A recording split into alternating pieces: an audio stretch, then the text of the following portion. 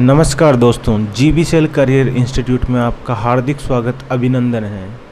दोस्तों आज है 28 अगस्त। तो 28 अगस्त से जुड़ी हुई सभी समसामयिक घटनाएं जो परीक्षा की दृष्टि से अति महत्वपूर्ण हैं, उन सभी को इस वीडियो में हम डिस्कस करने वाले हैं। तो ये वीडियो सभी को शेयर कर दीजिए और सभी को जोड़ लीजिए और चैनल को सब्सक्राइब कर दीजिए और बेल आइकन को हिट कर दीजिए ताकि मेरे द्वारा बनाया गया वीडियो की नोटिफिकेशन आपको मिल सके। सो दोस्तों, आज के इस वीडियो की शुरुआत मोटिवेशन कोट से करने वाले हैं कि मंजिल की राहों पर कांटों पर चलना पड़ता है। मंजिल की राहों पर कांटों पर चलना पड़ता है। हर खुशी हासिल करने के लिए गमों से भी गुजरना पड़ता है। किसी को भी आसानी से कुछ मिलता नहीं ज़िंदगी में, क्योंकि सबसे ऊपर चमकने के लिए उस सूरज को भी जलना पड़ता है। सो दोस्तों, अपने अंदर वो जुनून, वो पागलपन, वो हौसला भर लीजिए और एग्ज़ाम होने तक अपनी ख्वाब को पूरा करने तक अपने हौसलों को, अपनी आग को कम मत होने दीजिए। अपने रगों में उस हौसले को दौड़ा लीजिए। और इस वीडियो की शुरुआत करते हैं पहले क्वेश्चन से। The Kapil Sharma story book के लेखक कौन हैं? तो इस बुक के लेखक हैं अमिताभ बोस। इस बुक के लेखक हैं अमिताभ बोस। ये इस क्वेश्चन का सही आंसर है। आगे ऑप्शन की बात कर ली जाए तो अरुंधति राय मोस्ट इम्पोर्टेंट क्वेश्चन है, क्योंकि ये परीक्षा में अक्सर पूछा जाता है। तो इसकी महत्वपूर्ण जो पुस्तकें हैं उन सभी को देख लेते हैं। इनकी जो पहली पुस्तक है वो है गॉड ऑफ स्मॉल थिंग। इस बुक को सन 1997 में मान बुकर पुरस्कार से मिला था। और इसके अलावा the ministry of utmost happiness, ये इनकी महत्वपूर्ण पुस्तक है जो एग्जाम में कई बार पूछी गई है। आज़ादी भी इन्हीं की पुस्तक है। द एंड ऑफ इमेजिनेशन, ये भी इन्हीं के द्वारा लिखी गई पुस्तक है। शशि थरूर की बात कर ली जाए तो इनके द्वारा इन एरा ऑफ डार्कनेस ये पुस्तक लिखी गई है। इसके अलावा वाई आई एम हिंदू, ये पुस्तक की भी इनकी शशि थरूर की है। द पैराडॉक्सिकल प्राइम मिनिस्टर, जो नरेंद्र मोदी के ऊपर लिखी गई है, ये भी शशि थरूर के द्वारा लिखी गई है। दूसरे क्वेश्चन की बात कर लेते हैं। जल शक्ति मंत्रालय द्वारा हाल ही में कौन सा अभियान चलाया जा रहा है जिसके तहत गाँव को अधिक से अधिक ODF बनाया जा सके? ODF का मतलब होता है ओपन डिफिकेशन फ्री, खुले में शौच मुक्त बनाया जा सके। तो इस योजना का नाम है, इस प्रोग्राम का नाम है सुजलाम प्रोग्राम। जल शक्ति मंत्रालय के जो मंत्री हैं वो गजेंद्र सिंह शेखावत हैं, जो राजस्थान जोधपुर से सांसद हैं। इसके अलावा ऑप्शन नंबर सी, समृद्ध योजना की बात की जाए तो समृद्ध योजना सूचना एवं प्रौद्योगिकी मंत्रालय द्वारा चलाई गई योजना है, जिसके तहत जो सॉफ्टवेयर हैं उनका प्रोडक्शन और व्यवसाय को बढ़ाया जा सके, इसके लिए समृद्ध योजना चलाई जा रही है। सूचना और प्रौद्योगिकी मंत्री अश्विनी वैष्णव हैं, जो रेल मंत्री भी हैं।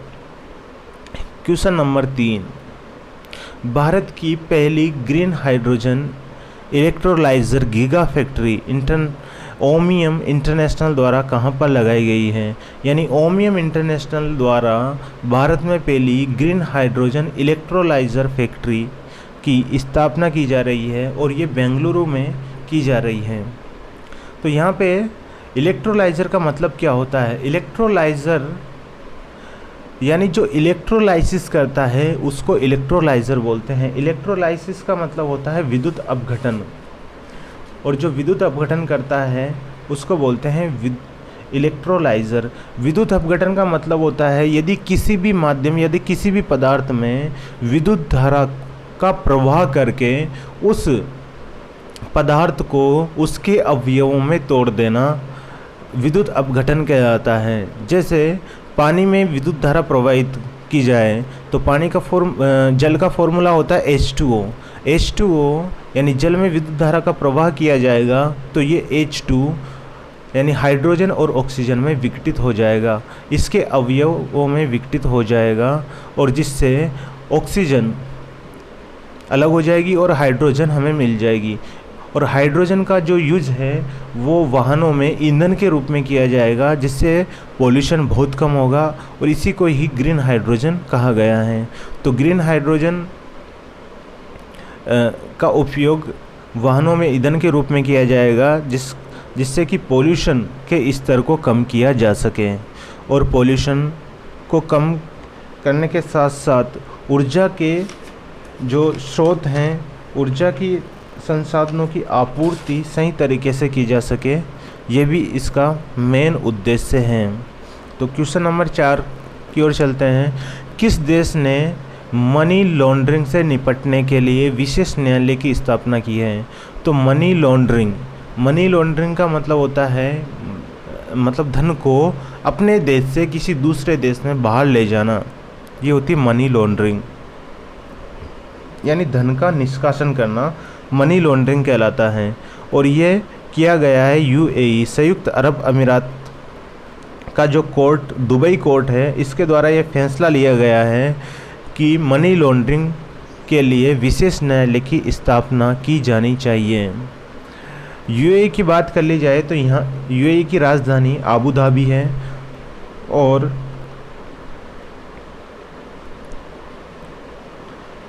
बराका परमाणु, अरब कंट्रीज़ का पहला परमाणु संयंत्र बराका, वो भी दुबई में संयुक्त अरब अमीरात में लगाया गया है। और अब्राहम समझौता जो इज़राइल और UAE के बीच में अमेरिका द्वारा कराया गया था, वो भी अब्राहम समझौता भी UAE और इज़राइल के बीच ही हुआ है, शांति समझौता है। साथ ही IPL सीजन 13 के सारे खेलों का आयोजन भी संयुक्त अरब अमीरात में किया गया है, और ये मुंबई इंडियंस के द्वारा जीता गया है। मुंबई इंडियंस 5 बार विजेता रह चुकी है, और IPL 13 सीजन की उप विजेता रही है दिल्ली कैपिटल। और पर्पल कैप रबाड़ा को दी गई है, और ऑरेंज कैप KL राहुल को मिली है। तो ये सारी जानकारी इस क्वेश्चन से हमें मिल जाती है। क्वेश्चन नंबर 5, हाल ही में किस देश ने टेलीकम्युनिकेशन विभाग द्वारा PUBG और फ्री फायर जैसे इंटरनेट खेलों को बंद करने के फरमान जारी कर दिए हैं?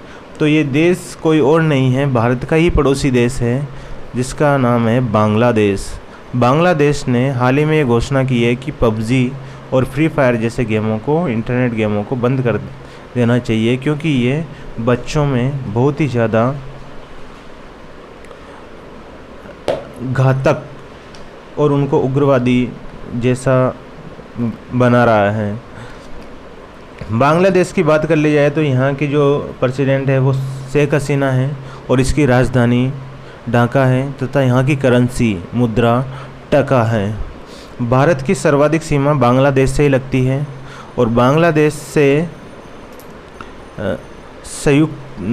से सीमा साझा करने वाले भारत के कौन कौन से राज्य हैं? तो वो हैं असम है, इसके साथ ही पश्चिम बंगाल है, असम है, वेस्ट बंगाल है,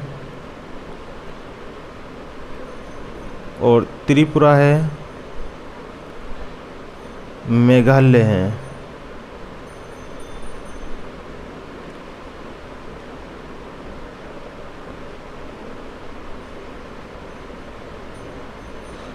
ये 4 राज्यों के द्वारा बांग्लादेश से सीमा साझा की जाती है।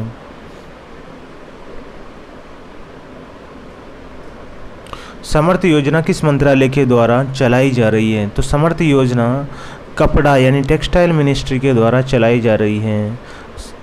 और कपड़ा मंत्रालय के जो मंत्री हैं वो है पीयूष गोयल, जो पहले भारत के रेल मंत्री रह चुके हैं। और अभी जो रेल मंत्री हैं वो हैं अश्विनी वैष्णव। समर्थ योजना का उद्देश्य क्या है? समर्थ योजना का उद्देश्य है कि जितने भी काम करने वाले हैं टेक्सटाइल इंडस्ट्री में या टेक्सटाइल कारखानों में, उनका स्किल डेवलपमेंट करना, जिससे कि प्रोडक्शन बढ़ाया जा सके। उनको हैंडलूम और जितने भी हैंडलूम और उद्योग हैं इन सब की स्किल डेवलपमेंट करना, इन सब को समर्थ बनाना इसका प्रमुख उद्देश्य है, जिससे कि प्रोडक्शन किया जा सके, एक्सपोर्ट बढ़ाया जा सके। ये सारा इसका समर्थ योजना का उद्देश्य है। क्वेश्चन नंबर 7, अजय कुमार को किस बैंक का एग्जीक्यूटिव डायरेक्टर बनाया गया है? तो अजय कुमार की बात की जाए तो इनको आरबीआई का डायरेक्टर, एग्जीक्यूटिव डायरेक्टर बना दिया गया है। और आरबीआई की बात की जाए तो आरबीआई की स्थापना 1934 के एक्ट के तहत 1 अप्रैल 1935 को की गई थी। ध्यान रहे, एक्ट था वो 1934 का था, लेकिन इसकी स्थापना 1 अप्रैल 1935 को की गई थी। और वर्तमान के में इसके जो गवर्नर हैं वो शक्तिकांत दास हैं। और जो इसका हेडक्वार्टर है वो मुंबई में है। आरबीआई का राष्ट्रीयकरण 1949 को हुआ था। इसके बाद सन 1969 में 14 बैंकों का राष्ट्रीयकरण हुआ था। महिला समानता दिवस कब मनाया जाता है? महिला समानता दिवस हाल ही में 26 अगस्त को मनाया गया है। 26 अगस्त को महिला समानता दिवस मनाया जाता है, और जबकि महिला दिवस 8 मार्च को मनाया जाता है। अंतर्राष्ट्रीय महिला दिवस 8 मार्च को मनाया जाता है और महिला समानता दिवस 26 अगस्त को मनाया गया है। 9 जनवरी की बात कर ली जाए तो 9 जनवरी को महात्मा गांधी दक्षिण अफ्रीका से 9 जनवरी 1915 को महात्मा गांधी दक्षिण अफ्रीका से भारत लौटे थे। तो इस दिन के उपलक्ष्य में 9 जनवरी को प्रवासी भारतीय दिवस मनाया जाता है। और 17 जून को एंटी डिजर्टिफिकेशन डे के रूप में सेलिब्रेट किया जाता है। यानी मरुस्थलीकरण रोकथाम दिवस के रूप में मनाया जाता है। कुछ महत्वपूर्ण दिवस देख लेते हैं जो एग्ज़ाम की दृष्टि से अति महत्वपूर्ण हैं और इनमें अक्सर पूछे ही जाता है। 10 जनवरी को वर्ल्ड हिंदी दिवस मनाया जाता है। 10 जनवरी को वर्ल्ड हिंदी दिवस मनाया जाता है। 12 जनवरी को राष्ट्रीय युवा दिवस मनाया जाता है क्योंकि स्वामी विवेकानंद जी का हैप्पी बर्थडे है। 15 जनवरी को आर्मी डे सेलिब्रेट किया जाता है और 23 जनवरी को पराक्रम दिवस मनाया जाता है सुभाष चंद्र बोस की जयंती के उपलक्ष्य में। और 24 जनवरी को राष्ट्रीय बालिका दिवस मनाया जाता है। 25 जनवरी 1950 को इलेक्शन कमीशन निर्वाचन आयोग का गठन किया गया था। इसी के उपलक्ष्य में 25 जनवरी को राष्ट्रीय वोटर्स दिवस मनाया जाता है और 30 जनवरी को शहीद दिवस मनाया जाता है। 28 फरवरी को सीवी रमन जिनको 1930 में नोबेल पुरस्कार मिला था, उनके उपलक्ष्य में 28 फरवरी को विज्ञान दिवस मनाया जाता है। 8 मार्च को महिला दिवस मनाया जाता है। 22 मार्च को पृथ्वी दिवस मनाया जाता है और 22 अप्रैल को जल दिवस मनाया जाता है। 22 मई को जैव विविधता दिवस मनाया जाता है। 16 सितंबर को ओजोन दिवस मनाया जाता है। 24 अक्टूबर 1945 को यूएनओ संयुक्त राष्ट्र संघ की स्थापना हुई थी, तो उसी के उपलक्ष्य में 24 अक्टूबर को यूएनओ संयुक्त राष्ट्र संघ दिवस मनाया जाता है। 1 दिसंबर को एड्स दिवस मनाया जाता है और 10 दिसंबर को राष्ट्रीय मानवाधिकार दिवस मनाया जाता है और 25 दिसंबर को अटल बिहारी वाजपेयी की जन्मतिथि के उपलक्ष्य में गुड गवर्नेंस डे यानी सुशासन दिवस मनाया जाता है। क्वेश्चन नंबर 9, कि फिट इंडिया मोबाइल ऐप किस मंत्रालय के द्वारा लॉन्च किया गया है। Fit India mobile app youth affair sport ministry द्वारा लॉन्च किया गया है, यानी युवा कार्य और खेल मंत्रालय के द्वारा लॉन्च किया गया है। युवा कार्य और खेल मंत्रालय के जो मिनिस्टर हैं, मंत्री हैं, वो अनुराग ठाकुर हैं। अनुराग ठाकुर के द्वारा fit India mobile app launch किया गया है, जिससे युवाओं के अंदर खेलों के प्रति भागीदारी को बढ़ाया जा सके और खेलों के माध्यम से उनको स्वास्थ्य को सुधारा जा सके। तो खेल भावना जगाने के लिए ये फिट इंडिया मोबाइल ऐप जारी किया गया है। साहित्य अकादमी द्वारा 2020 का ओडिया पुरस्कार किन्हें दिया गया है। तो ये दो व्यक्तियों को दिया गया है। पहला यशोधरा मिश्रा को ओडिया भाषा के लिए दिया गया है और NN पिल्लई को मलयालम भाषा के लिए दिया गया है। और इसमें जो प्राइज़ दिया जाता है वो 1 लाख रुपए दिया जाता है, साथ ही प्रशस्ति पत्र दिया जाता है। देश का मेंटर प्रोग्राम किस राज्य या केंद्र शासित प्रदेश द्वारा चलाया जा रहा है। देश का मेंटर प्रोग्राम दिल्ली सरकार के द्वारा चलाया जा रहा है। देश की राजधानी में ये प्रोग्राम चलाया जा रहा है, जिससे स्कूल के कॉलेज के स्टूडेंटों के अंदर करियर बिल्डअप करने के लिए उनको गाइड किया जा सके कि उनको अपने करियर को कैसे चूज करना है, वो आगे क्या कर सकते हैं, इस सब के बारे में इसमें गाइड किया जाएगा। और उस सब के लिए इसके ब्रांड एम्बेसडर बनाया गया है सोनू सूद को। और सोनू सूद की जो बुक है आई एम नॉट मसीहा, ये इनकी बुक है सोनू सूद की। दिल्ली की बात की जाए तो दिल्ली के जो CM हैं वो अरविंद केजरीवाल आम आदमी पार्टी से हैं, और जो यहाँ के उपराज्यपाल लेफ्टिनेंट गवर्नर हैं वो हैं अनिल बैजल। नीति आयोग तथा सिस्को ने संयुक्त रूप से लॉन्च किया है WEP नेक्स्ट कार्यक्रम। WEP नेक्स्ट कार्यक्रम यानी वुमेन एंटरप्रेन्योरशिप प्लेटफॉर्म की नेक्स्ट स्टेज लॉन्च कर दी गई है। WEP 2017 में नीति आयोग के द्वारा लॉन्च किया गया था। इस WEP प्रोग्राम को लॉन्च करने का मुख्य उद्देश्य क्या है कि उद्यमिता के क्षेत्र में महिलाओं की भागीदारी को बढ़ाना इसका मुख्य उद्देश्य है, जिससे महिला उद्यमी आगे आएँ और वो नए जो MSME हैं, जो स्मॉल इंडस्ट्रीज़ हैं, छोटे उद्योग हैं, उनमें उनको स्टार्टअप कर सकें या उनमें भागीदारी बढ़ा सकें। ये इसका मुख्य उद्देश्य है। नीति आयोग की बात की जाए तो नीति आयोग की स्थापना पंचवर्षीय योजना के स्थान पर 1 जनवरी 2015 को की गई थी। ये भारतीय सरकार का एक थिंक टैंक है, सोचने का काम करता है, नई नई प्लानिंग लाने का काम करता है, जिसके प्रेसिडेंट भारत के प्राइम मिनिस्टर होते हैं। और वर्तमान में जो इसके प्रेसिडेंट है वो नरेंद्र मोदी हैं, और इसके वाइस प्रेसिडेंट हैं वो राजीव कुमार हैं, तथा इसके CEO हैं वो अमिताभ कांत हैं। और नीति आयोग का हेडक्वार्टर है वो न्यू दिल्ली में स्थित है। नीति आयोग सहकारिता संघवाद के सिद्धांत पर काम करता है, सभी को साथ लेकर चलना, समग्र विकास, सबका विकास, इस सिद्धांत के ऊपर नीति आयोग काम करता है। रक्षा मंत्री राजनाथ सिंह के द्वारा पुणे में आर्मी खेल संस्थान स्टेडियम का नाम नीरज चोपड़ा के नाम पर रखकर उद्घाटन किया है।